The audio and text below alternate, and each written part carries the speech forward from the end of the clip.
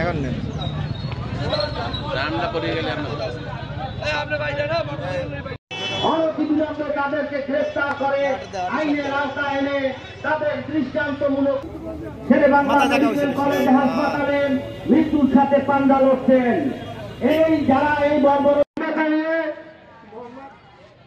মোহাম্মদ সুমন আলাদা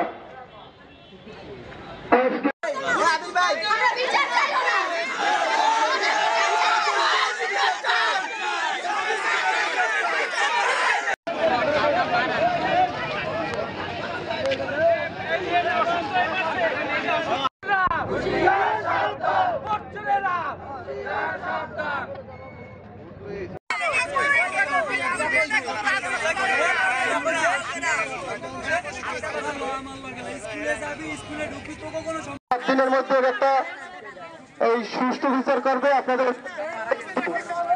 আপনারা ওঠেন, এখানে আমরা আইন শৃঙ্খলাকে সহযোগিতা করবো।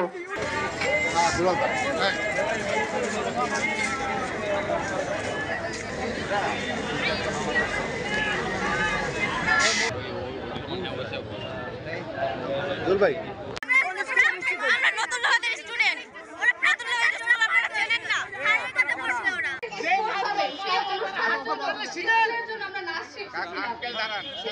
আমরা